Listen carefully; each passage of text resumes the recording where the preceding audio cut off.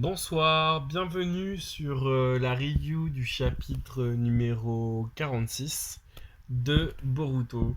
Voilà, je vous fais donc du coup une petite analyse avec mon téléphone portable. Voilà, je suis chez moi, dans ma chambre. Et du coup, c'est fait de façon très amateur et je vous en prie gré de pas trop me juger durement par rapport à ça. Voilà, je filme avec mon téléphone tout simplement parce que j'ai pas de logiciel sur mon ordinateur installé pour faire des vrais vidéomontages comme le font très bien Darkos et ProSensei, etc., etc. Donc voilà, je fais avec les moyens du bord. Donc, ce que j'avais envie de vous dire sur ce chapitre 46, c'est que je l'ai beaucoup aimé, je viens de le lire. Et j'étais vraiment très hypé par donc du coup la fin du chapitre 45. Pour la simple et bonne raison que bah en fait on avait enfin le début du combat avec Jigen et Kashin Kyoji qu'on attendait maintenant depuis un petit moment et surtout qu'on voulait savoir, enfin moi je voulais savoir de quoi était capable Kashin Koji. Je voulais voir l'étendue de ses pouvoirs, qui c'était, enfin peut-être qu'on nous révèle son identité, voir est-ce que c'est Jiraiya ou est-ce que c'est une copie de Jiraiya, un clone de Jiraiya ou quoi. Donc pour l'instant, bah, en vrai dire, on ne sait pas. On n'a pas eu de réponse concrète dans ce chapitre par rapport à cette question de l'identité de Kashin Koji. On sait qu'il a été créé donc du coup dans le but de tuer Jigen, ce qui m'a laissé un petit peu pantois quoi, parce que je me dis ok, le mec il a été créé pour tuer Jigen, donc Ishishiki et Otsuki, mais comme Ichiki est puissant, je me dis ça va pas être une mince affaire, hein, même s'il était conçu pour, et même si, comme le dit Amado, que Jigen en fait a été éprouvé par son combat entre Naruto et Sasuke, et donc du coup et qui pense que Jigen est affaibli. Mais le problème, c'est que Jigen, en fait, là, il se trouve dans l'espèce de salle du trône, enfin, là où il y a les sièges. Et donc, du coup, il est plus du tout dans son instrument où il était en train de recharger son chakra. Donc du coup, moi, en fait, quand je l'ai vu dans l'espèce de salle du trône, en fait, je me suis dit, bon, bah, ça y est, il s'est rechargé à fond. Il est sur son siège. Je pense pas que les sièges avec le symbole du Sharingan derrière soient conçus pour recharger son chakra. Donc, je comprends pas. Enfin, voilà. Si vous comprenez, dites-le moi dans les commentaires. Donc voilà, voilà. Et puis voilà, bah, que dire sur ce chapitre à part que je l'ai beaucoup aimé. Si je devais lui mettre une note sur 9, sur 10, je lui mettrais 9 sur 10. Et une note sur 20, je lui mettrais peut-être 16 sur. Peut-être 8 sur 10 ou 16 sur 20. Voilà. Vous, si vous voulez mettre une note dans les commentaires, allez-y. Voilà, est-ce que vous avez aimé ou pas aimé ce chapitre? Moi, j'ai vraiment aimé l'aspect combat. Parce que bah voilà, on est dans un shonen, donc on a envie de voir du fight. Et là, on a eu notre fight entre Jigen et Kashin Koji. Et je trouve que les illustrations sont très bien faites. Euh, j'ai kiffé, franchement, j'ai kiffé. Moi j'aime Boruto avant tout pour enfin Naruto et Boruto avant tout pour les scènes de combat parce que c'est la base du shonen. Donc voilà, là franchement je me suis régalé. Donc voilà voilou. Et puis après bon bah, en parallèle il y a du coup la discussion entre Amado, Naruto, Boruto et puis aussi du coup Shikamaru avec un petit pétage de plomb de Shikamaru que j'ai beaucoup aimé. Quand en fait Amado est en train de pouffer de rire parce que en fait Sasuke pose une question ultra perspicace comme il le dit. Euh, pourquoi en fait Jigen n'est pas devenu Ishiki. Parce que maintenant, depuis que Jigen, enfin depuis que ouais, ça, Jigen a été possédé par Ishiki, ça remonte il y a super longtemps. C'était quand Kaguya est arrivé sur Terre, donc c'était il y a des millénaires, tu vois.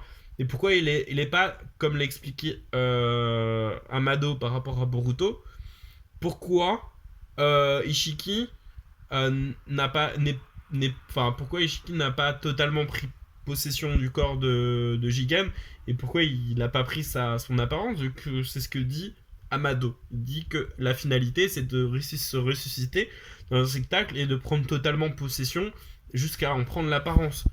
Donc du coup ça fait pouffer de rire Amado et et pas du tout Shikamaru qui est en mode de pétage de plomb, en mode arrête de te foutre de notre gueule. Et c'est juste que en fait Ishiki a pris possession de Jigen, pas dans la méthode traditionnelle comme l'a fait Momoshiki avec Boruto, où en fait il a installé une espèce de sauvegarde sous la forme du Kama dans Boruto pendant le combat euh, pour se ressusciter après en fait. Et il y a toute cette histoire en fait que je trouvais vraiment intéressante, une espèce de métaphore en gros que ces données sauvegardées en fait bah en gros dégèlent avec le temps et au fur et à mesure que ça dégèle que le Tsuki en fait prend peu à peu contrôle de et bah du réceptacle en fait. Comme vous l'avez sûrement lu, parce que je pense que vous avez lu le chapitre, c'est pas que ça que c'est passé avec Ishiki et Jigen. Parce qu'apparemment, il y a eu un combat entre je vais y arriver, entre Ishiki et Kaguya, et en fait, Kaguya, je sais plus, pour une raison qu'on ne connaît pas, en fait, s'est rebellé contre Ishiki. Je sais pas, il devait pas être d'accord pour par rapport à quelque chose. Et donc, du coup, en fait, Kaguya, elle a défoncé Ishiki. Ishiki, il était à deux doigts de mourir. Et du coup, en fait, par défaut, en fait, il a pénétré le corps de Jigen par son oreille pour survivre, voilà. Donc en fait, il a pris Jigen par erreur, enfin par erreur, par défaut plutôt. En gros, il dit à Mado, ouais, Jigen était au mauvais endroit au mauvais moment. Bon après, je trouve que il aurait pu tomber sur pire, hein, parce que Jigen, ça va, hein, il se débrouille plutôt bien. Après, c'est vrai que le caractère design de Jigen, c'est quand même de la folie. Enfin, vraiment, il a la classe de ouf. Dites-moi ce que vous en pensez du caractère design de Jigen, mais moi, j'adore, j'adore. Ça fait très Uchiwa, c'est très japonisant quoi, hein. C'est chouette et ce combat avec, là, je suis en train de lire en même temps, enfin relire. Avec Kashin Koji, il est vraiment génial. Le caractère design de Kashin Koji, je l'aime beaucoup aussi. Et ce combat, on l'attendait depuis si longtemps et franchement, j'ai pas été déçu quoi. Ce combat, je lui mets juste le combat, je lui mets allez 16, 17 sur 20 parce que franchement, j'ai beaucoup aimé. C'était vraiment super intéressant. Enfin, dites-moi ce que vous en pensez dans les commentaires. Puis voilà, par rapport à ce qu'on a appris aussi, c'était vachement intéressant. On en sait plus sur le Kama, on en sait plus sur la relation entre Kaguya et Ishiki, comme quoi en fait elle s'est opposée à lui et voilà, on n'en sait pas plus, mais déjà c'est déjà beaucoup je trouve. Voilà, comment il a pris possession de Jigen et que du coup le corps de Jigen n'étant pas assez puissant, il est obligé en fait de trouver un autre spectacle et donc le, ce réceptacle et donc du coup qui a été choisi et bien sûr Kawaki. Voilà avec voilà en plus une petite parenthèse sur le fait que Amado demande à Naruto, voilà, l'assurance que sa demande d'asile soit acceptée. Donc Naruto accepte, hein. Sauf qu'il y a des petits papiers, voilà, à faire. Et puis Naruto, du coup, il dit, voilà, la paperasse, on verra ça plus tard. Et Amado, il comprend, hein, il est pas con. Voilà, voilà. Donc du coup, moi, je trouve que c'est un chapitre riche en révélations. On en apprend beaucoup plus sur le Kama, sur les Otsutsuki, que ce soit Momoshiki, Kaguya ou Ishiki. Voilà, et ouais, moi j'ai bien aimé l'espèce de métaphore avec les sauvegardes de données. Je trouve que que le Kama soit des sauvegardes de données, je trouve que c'est drôle quoi. Ouais, je crois que c'est les mots qu'il a utilisés, hein, dossier de sauvegarde. Ah putain. Et avec le scientifique qui est à côté qui est en mode quoi? Un dossier de sauvegarde? Le mec il hallucine en mode c'est quoi ce bug? What the fuck? Avec le truc qui genre est condensé comme si c'était un dossier, tu sais, vous savez, qui était compressé, qu'il faudrait décompresser avec un truc comme WinRAR et qu'au fur et à mesure en fait ce dossier en fait se décongèle et qu'à fur et à mesure que les données seront décongelées, bah, la résurrection prendra fin. Enfin, et quand on voit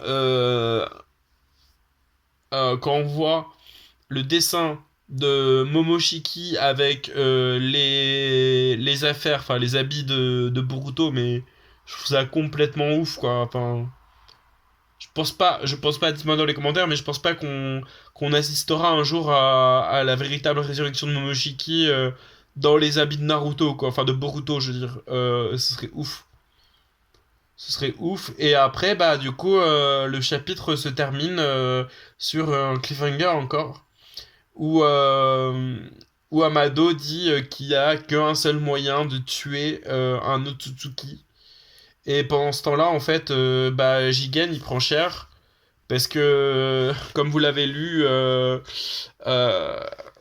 Kashin Koji, en fait, il a invoqué des flammes de je sais plus où, là.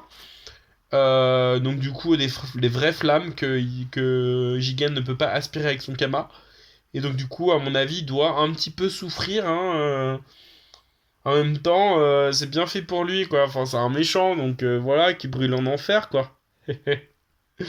Voilà, voilà ce que j'en ai pensé de ce chapitre. Bah vous, dites-moi ce que vous en avez pensé. Franchement, franchement, mais je le trouve très très bien ce chapitre, hein. Donc, désolé. Ah, je trouve que les dessins ils sont super beaux. Voilà, quand Jigen se transforme en Otsutsuki, ouais, c'est vraiment stylé quoi. T'as ce combat entre les Kashin Koji et Jigen, il est vraiment ouf quoi. Ah, faut avouer en fait que les dessins sont magnifiques quoi. Ils surclassent l'attaque des Titans de loin quoi, de très loin. Et on voit la patte de du mangaka qui est respecté quoi. De putain mais je sais plus comment il s'appelle le mangaka quoi. Masashimichi Kishimoto. Je trouve que le design de Kishimoto est respecté et vraiment c'est beau. Moi, ce qui m'impressionne le plus, je vous dis, c'est là, je suis en train de relire le chapitre en même temps, c'est les positions des personnages. Par exemple, là, en fait, on voit euh, ici la position de Kashin Koji. Et je trouve que c'est trop stylé, quoi. Voilà. Donc, voilà, encore du coup un mois d'attente pour le prochain chapitre. Mais franchement, ça m'a tellement régalé que ce mois d'attente, ça va passer crème, quoi. Je pense que le chapitre, je vais le relire. Franchement, je trouve que la suite de Naruto, elle est vraiment réussie.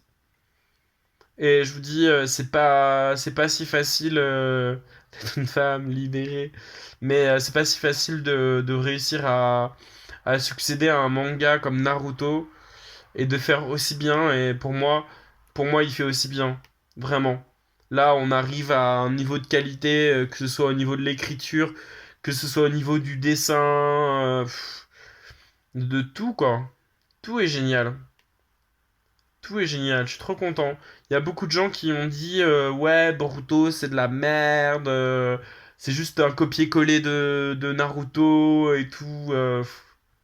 Mais non, non, je suis désolé. Excusez-moi. Vous avez le droit d'être rageux, parce que moi des fois je suis rageux aussi, hein. Mais rager et mépriser Boruto, je comprends qu'on ait pu le penser avant. Mais là, vu le niveau auquel on est arrivé depuis la transformation donc, du coup, de Boruto en Otsutsuki, là, ça a pris une toute, pardon, une toute autre envergure. Ouh, désolé. Il est 22h29, je commence un peu à fatiguer. Donc ouais, je disais que ça a pris une toute autre envergure quand Boruto s'est transformé. Moi, je trouve que le concept est vraiment génial. Le concept du Kama, des Otsutsuki, je trouve que c'est vachement bien pensé, c'est intelligent. Le truc des technologies, là, des gadgets technologiques aussi, je trouve que c'est bien vu. Et voilà, donc impatient de lire la suite. On va apprendre quel est le moyen de tuer un Otsutsuki. Et là, pendant un mois, je pense que Jigen va souffrir, enfin Ishiki, parce que là, il est en train de brûler dans les flammes de l'enfer. Allez, ciao.